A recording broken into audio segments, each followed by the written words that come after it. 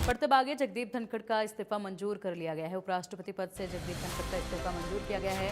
राष्ट्रपति ने धनखड़ का इस्तीफा मंजूर किया। जगदीप धनखड़ के इस्तीफे पर पीएम मोदी ने सोशल मीडिया प्लेटफॉर्म एक्स पर पोस्ट किया है और लिखा है कि धनखड़ जी के उत्तम स्वास्थ्य की कामना करते हैं। धनखड़ जी ने कई भूमिकाओं में देश की सेवा की है। उपराष्ट्रपति समेत कई भूमिकाएं उन्होंने निभाई है। तो जैसे यहाँ पर राष्ट्रपति की तरफ से उपराष्ट्रपति का इस्तीफा मंजूर किया गया, उसके बाद पीएम मोदी ने यहाँ पर सोशल मीडिया प्लेटफॉर्म एक्स पर पोस्ट किया है। बता दें कि उपराष्ट्रपति जगदीप धनखड़ ने स्वास्थ्य कारणों के चलते इस्तीफा दिया है। उन्होंने कहा कि मेरे लिए मेरा स्वास्थ्य प्राथमिकता है और इसी के चलते मैं इस्तीफा दे रहा हूं। लेकिन जैसे ही इस्तीफे की खबर सामने आई, उसके तुरंत बाद कई सवाल उठने लगे।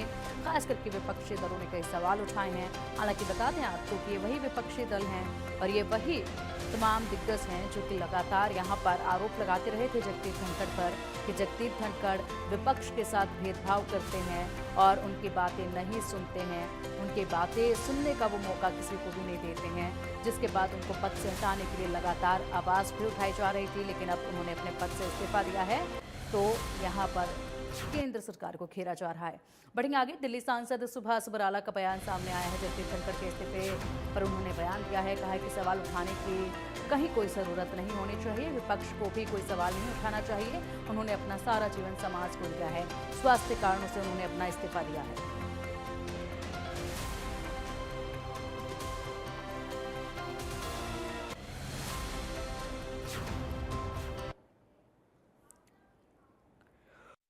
देखिए, आदरणीय जगदीप धनखड़ जी ने अपने स्वास्थ्य कारणों से रिज़ाइन दिया है और उन्होंने जो रिज़ाइन दिया है उसमें प्रत्येक बात को बहुत स्पष्टता के साथ लिखा हुआ है। तो इसलिए इसके ऊपर कहीं भी कोई सवाल उठाने की कोई ज़रूरत नहीं होनी चाहिए। लेकिन विपक्ष का काम है, इतने बड़े जो सीनियर पॉलिटिशियन हैं, एक सारी उम्र जिन्होंने अपने समाज को दी है, इस प्रकार के व्यक्तित्व का जब कोई इस प्रकार का अपना फैसला होता है, मुझे नहीं लगता कि इस प्रकार से कोई उनके ऊपर सवाल उठाना चाहिए। होना तो हम सब लोगों को ये चाहिए कि जिस प्रकार से उन्होंने स्वास्थ्य कारणों से अपना रिज़ाइन दिया है, हम ईश्वर से प्रार्थना करें कि जगदीप धनखड़ जी स्वस्थ रहें और देश और समाज के लिए अपना काम किसी न किसी रूप में वो करते हैं। शिक्षा मंत्री महिपाल ढांडा ने कहा कि भाजपा सरकार ने भगवत गीता को नैतिक शिक्षा के रूप में 6ठी से 12वीं कक्षा तक पाठ्यक्रम में शामिल करने का निर्णय